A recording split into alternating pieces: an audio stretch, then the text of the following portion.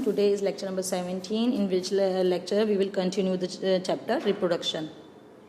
Learning objectives of these chapters are structure of mature seed, structure of dicot seed, structure of monocot seed, and seed dormancy. And in the last, we will discuss about the homework of this chapter. Structure of mature seed, जैसे कि मैंने आपको previous lecture में बताया था कि seed जो है वो आफ्टर फर्टिलाइजेशन ओव्यूल में प्रोड्यूस होता है। ठीक है, सीड जो है वो एक राइप ओव्यूल है, यानी कि ओव्यूल ही टर्न होकर सीड बना लेता है। ठीक है, और इसी तरह से ओवरी जो है वो फ्रूट में कन्वर्ट हो जाती है। ठीक है, अब ये सीड जो है वो इसके जर्मिनेशन से पहले इसके पार्ट्स पढ़ना बहुत ज़रूरी है कि सीड्स के डिफरेंट पार्ट्स होते हैं। ये एक सीड है, इस सीड्स की सबसे आउटर मोस्ट कवरिंग जो है वो सीड कोट कहलाती है। इस सीड कोट जो है वो कैसे प्रोड्यूस होती है, ये इंटीगुमेंट्री लेयर से प्रोड्यूस होती है। इंटीगुमेंट्री लेयर ओव्यूल में बनती है। ओव्यूल के अंदर जो है वो एक लेयर फॉर्म होती है टिश्यूज़ की, जिसको इंटीगुमेंट लेयर कहते हैं। ये लेयर जो है वो बाद में सीड कोट में कन्वर्ट हो जाती है। ये ब्राउन पार्ट आप जो देख रहे हैं ये सीड की आउटर कवरिंग है, जो कि इसके एम्ब्रियो को और इसके अंदर मौजूद न्यूट्रिशन को जो है वो सेफ रखती है, यानी कि इसका काम जो है वो प्रोटेक्शन करना होता है अनटिल के ये जर्मिनेट ना करे। ठीक है, तो इसके जो फर्स्ट पार्ट है वो सीड कोट है। सीड कोट के अंदर एक टाइनी एम्ब्रियो जो है वो प्रेजेंट होता है। ये एम्ब्रियो जो है वो शूट और रूट में जो है वो आगे जाके कन्वर्ट हो जाता है। देखें, ये फर्स्ट लीव जो है वो देखी जा रही है, ये एम्ब्रियो है, फर्स्ट लीव है, और ये फूड स्टोर है जिसको एंडोस्पर्म भी कहते हैं। यहाँ पे फूड स्टोर जो है वो होता है, यानी कि इसमें न्यूट्रिएंट मौजूद होते हैं जो कि इसकी जर्मिनेशन में हिस्सा लेते हैं। ठीक है, ये था स्ट्रक्चर ऑफ सीड। अब हम डिस्कस करेंगे स्ट्रक्चर ऑफ डाइकॉट सीड।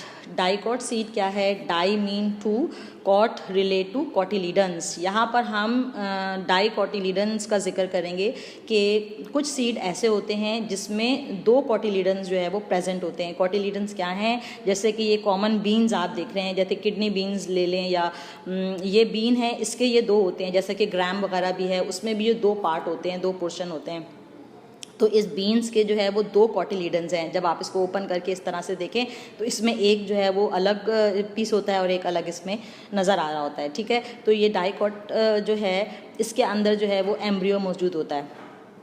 इसमें जो है वो बेसिकली टू पार्ट होते हैं। एक होता है सेंटर में एम्ब्रियोनिक एक्सिस और ये दो कॉटिलीडन्स। ठीक है, तो डाइकॉट सीड का जो दो पार्ट हैं, एक है एम्ब्रियोनिक एक्सिस और एक है कॉटिलीडन्स, जो कि एम्ब्रियोनिक एक्सिस जो है वो कॉटिलीडन्स के सेंटर में जो है वो प्रेजेंट होता है। इस एम्ब्रियोनिक एक्सिस के अबव पार्ट जो है वो एपिकोटाइल कहलाता है। ये एक एम्ब्रियोनिक एक्सिस आप देख रहे हैं। इस एम्ब्रियोनिक एक्सिस का above part is known as epicotyl and lower the embryonic axis hypocotyl is present. ये देखें, ये हाइपोकोटाइल है। ठीक है, ये एपिकोटाइल, हाइपोकोटाइल। ठीक है, and above the portion of embryonic axis is known as epicotyl. Epicotyl is convert into shoot. ठीक है, ये शूट बनाते हैं। एपिकोटाइल जो है वो शूट बनाते हैं, लीव्स बनाते हैं। ठीक है, यानी कि ये प्लोम्यूल में टर्न हो जाते हैं। एपिकोटाइल जो है ये प्लोम्यूल में टर्न हो जाता है, प्लोम्यूल टर्न इनटू शूट। इसी तरह से जो लोअर पार्ट है एम्ब्रियोनिक एक्सिस का वो हाइपोकोटाइल है। हाइपोकोटाइल जो है वो रेडिकल फॉर्म करते हैं और ये रेडिकल जो है वो किस में कन्वर्ट हो जाते हैं? रूट में कन्वर्ट हो जाते हैं। तो बेसिकली डाइकॉटिलीडन सीड एक ऐसा सीड है जिसमें दो पार्ट्स होते हैं, एक एम्ब्रियोनिक एक्सिस और एक टू कॉटिलीडन्स। एम्ब्रियोनिक एक्सिस का जो अबव पार्ट है वो है epicotyl. Epicotyl convert into plumule, plumule form shoot. Plumule जो है वो शूट बनाएंगे। इसी तरह से एम्ब्रियोनिक एक्सिस का लोअर पार्ट जो है वो हाइपोकोटाइल कहलाता है। Hypocotyl is turn into radicle and radicle form roots. ठीक है, तो इस तरह से ये डाइकॉट सीड जब जर्मिनेट करते हैं तो रूट और शूट में कन्वर्ट हो जाते हैं। अब हम देखते हैं structure of monocot seed. Mono mean single और कॉट रिलेट टू कॉटिलीडन्स। अब ये जो मोनोकॉट सीड्स हैं ये बेसिकली जो है वो पोएसी और ग्रासेस फैमिली से रिलेट करते हैं। ग्रासेस और पोएसी फैमिली जैसे कि वीट है, राइस है, कॉर्न है, ये सब मोनोकॉट होते हैं। मीन इसमें सिंगल कॉटिलीडन प्रेजेंट होता है, यानी कि सिर्फ एक ही। जैसा कॉर्न देख लें आप, भुट्टे में जो एक सीड होता है वो एक सिंगल उसका कॉटिलीडन होता है। ठीक है, ये एक आप structure of monocot monocot seed देख रहे हैं। स्ट्रक्चर ऑफ मोनोकॉट सीड्स के 2 पार्ट होते हैं। जो अपर पार्ट है वो एंडोस्पर्म कहलाता है और जो लोअर पार्ट है वो स्क्यूटेलम कहलाता है, स्क्यूटेलम। ठीक है, एंडोस्पर्म में पार्ट जो है ये न्यूट्रेटिव पार्ट्स होता है, मीन के इसमें न्यूट्रिएंट मटेरियल मौजूद होता है। ठीक है, स्क्यूटेलम जो है वो इस न्यूट्रिएंट मटेरियल को एब्जॉर्ब करते हुए ही ग्रो करना स्टार्ट कर देता है। ठीक है, तो ये इसकी आउटर कवरिंग सीड कोट आप देख रहे हैं, जो कि ये फ्रूट वॉल है जिसको सीड कोट भी कह रहे हैं। इस सीड के बेसिकली 2 पार्ट्स हैं, एक एंडोस्पर्म है और स्क्यूटेलम है। स्क्यूटेलम के अंदर जो है वो प्लोम्यूल और रेडिकल प्रेजेंट होते हैं। ठीक है, अब plumule is covered by a layer which is known as कॉलियोपेटाइल।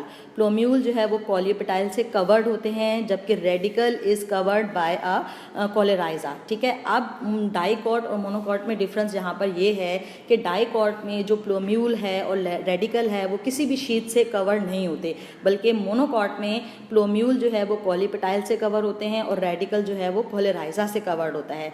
अब ये प्लोम्यूल जो है वो शूट में कन्वर्ट हो जाता है और ये रेडिकल जो है वो रूट में कन्वर्ट हो जाते हैं। तो इस तरह से मोनोकॉट का सीड का स्ट्रक्चर में फ़र्क ये हुआ कि इसके 2 पार्ट्स हैं, एक एंडोस्पर्म और एक स्क्यूटेलम। एंडोस्पर्म एक न्यूट्रिटिव पार्ट है जहाँ पे न्यूट्रिएंट मटेरियल प्रेजेंट होता है। स्क्यूटेलम के अंदर प्लोम्यूल और रेडिकल प्रेजेंट है। Plumule turn into shoot and radicle turn into roots. Next topic है सीड डोरमेंसी।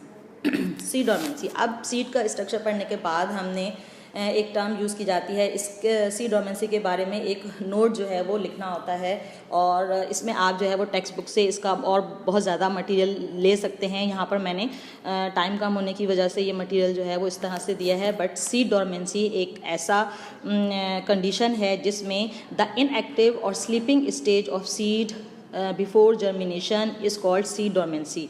सीड जर्मिनेशन से पहले जो सीड का स्लीपिंग पीरियड होता है, इनएक्टिव पीरियड होता है, वो सीड डोरमेंसी कहलाता है। एक्चुअली ये जो सीड जर्मिनेशन होता है इसके लिए सूटेबल टाइम चाहिए होता है और सूटेबल प्लेस चाहिए होता है। यानी कि सीड अगर किसी ऐसी जगह पर ग्रो कर रहा है जो कंडीशन उसके लिए फेवरेबल नहीं है तो वो उसकी जर्मिनेशन स्टार्ट नहीं होती, वो प्रोलॉन्ग्ड हो जाती है उसकी डोरमेंसी। तो सीड की जर्मिनेशन के लिए सूटेबल टाइम का होना, सूटेबल टेम्परेचर होना, सूटेबल न्यूट्रिएंट होना, सूटेबल सॉइल होना, यानी सॉइल में मौजूद जितने भी फूड मटेरियल हैं, न्यूट्रिएंट है, वो काफ़ी मौजूद हों ताकि वो जर्मिनेट कर सके।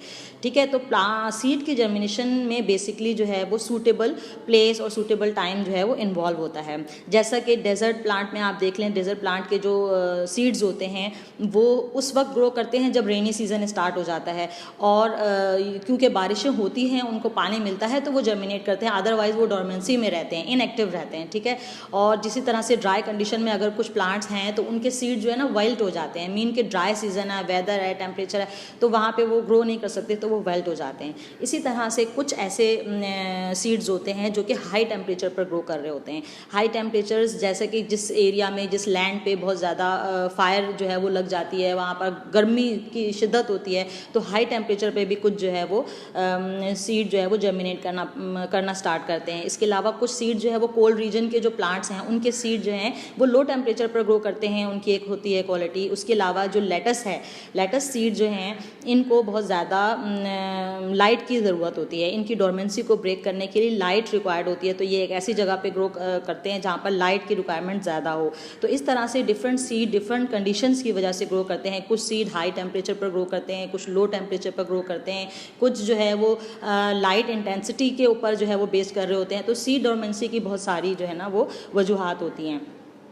ठीक है, इसके अलावा जो है वो कुछ केमिकल सब्सटेंस होते हैं जो कि सीड को जर्मिनेट नहीं होने देते, जो ग्रोथ इनहिबिटर्स जिनको हम कहते हैं वो होते हैं। ठीक है, इसके अलावा कुछ प्लांट्स में सीड डोरमेंसी जो है वो डिफरेंट होती है। हर प्लांट्स की सीड डोरमेंसी जो है वो डिफरेंट होती है। कुछ सीड जो है वो कुछ दिन लेते हैं, यानी कि 2 to 3 डेज़ में ही वो जर्मिनेशन स्टार्ट कर देते हैं।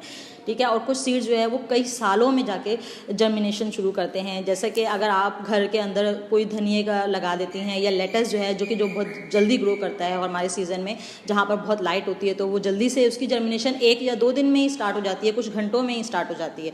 लेकिन कुछ सीड्स ऐसे होते हैं जिनकी डोरमेंसी जो है वो प्रोलॉन्ग्ड हो जाती है, कई साल, 1 साल, 2 साल, 3 साल, 2 साल तक जो है ना अरसा ले लेती है ये डोरमेंसी ब्रेक होने के अंदर, ठीक है। तो एक्चुअली जो सॉइल है वो स्टोर हाउस ऑफ सीड होता है, यानी कि उस सॉइल में बहुत सारे न्यूट्रिएंट होते हैं उसके लिए, जिससे वो एब्जॉर्ब करते हुए ही ग्रो करना स्टार्ट कर देता है, ठीक है। अच्छा, अब जो है वो reasons for seed dormancy, there are 3 reasons for seed dormancy. Number 1 is hard seed coat. Dormancy की जो सबसे पहली वजह है वो है हार्ड सीड कोड, यानी उसका सीड कोड जो है काफ़ी हार्ड होता है। ये भी एक वजह है जिससे सीड जो है वो ब्रेक नहीं हो पाता, यानी कि उसके सीड कोड ब्रेक नहीं होता जिससे शूट जो है वो अराइज हो जाए। तो हार्ड सीड कोड होने की वजह से उसकी डोरमेंसी प्रोलॉन्ग हो जाती है। Second is immature embryo. Embryo जो है वो इमेच्योर होता है। मैंने आपको बताया सीड के अंदर एक एम्ब्रियो होता है जो कि शूट और रूट में कन्वर्ट होता है। वो एम्ब्रियो है इमेच्योर होता है, यानी कि वो अभी उसको कुछ टाइम चाहिए होता है ग्रो करने के लिए, न्यूट्रिशन चाहिए होती है। जब वो मुकम्मल अडल्ट जो है वो हो जाता है तो उसके बाद सीड कोड रप्चर होता है और फिर जर्मिनेशन स्टार्ट हो जाती है। Third one is chemical inhibitors. Inhibitors मैंने आपको बताया जो ग्रोथ को रोकते हैं, जैसे कि एब्सिसिक एसिड। एब्सिसिक एसिड एक ग्रोथ हार्मोन, एक ऐसा हार्मोन था जो ग्रोथ जो है वो इनहिबिटर है, जो कि ग्रोथ को रोकते हैं और ये सीड की डोरमेंसी को प्रोलॉन्ग करते हैं। कुछ ऐसे केमिकल्स होते हैं जो सीड की डोरमेंसी को ब्रेक करते हैं, फ़ौरन से वो ग्रो करना शुरू होता है। जैसे ऑक्सीजन वगैरह है वो ग्रोथ में हेल्पफुल करते हैं, तो वो डोरमेंसी भी ब्रेक करते हैं। तो ये 3 जो है वो रीज़न जो कि सीड डोरमेंसी की जब तक ख़त्म नहीं होते तब तक सीड जो है वो जर्मिनेट नहीं कर सकता।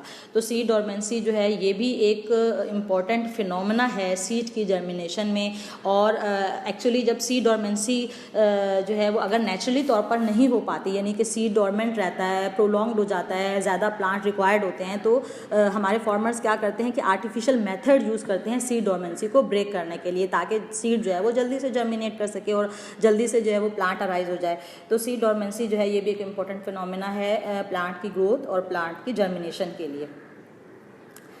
आइए अब हम होमवर्क देख लेते हैं। इस लेक्चर का होमवर्क ये है कि आपने स्ट्रक्चर ऑफ डाइकॉट सीड लिखना है उसको डायग्राम के साथ, और स्ट्रक्चर ऑफ मोनोकॉट सीड बताना है, या फिर इनके डिफरेंस भी पूछ सकते हैं, difference between dicot and monocot seed. इसके अलावा आपने बताना है explain the term hypocotyl and epicotyl. अभी मैंने इस स्ट्रक्चर में आपको बताया था कि हाइपोकोटाइल और एपिकोटाइल कहाँ प्रेजेंट होते हैं और ये क्या बनाते हैं, तो ये आपने इसको एक्सप्लेन करना है।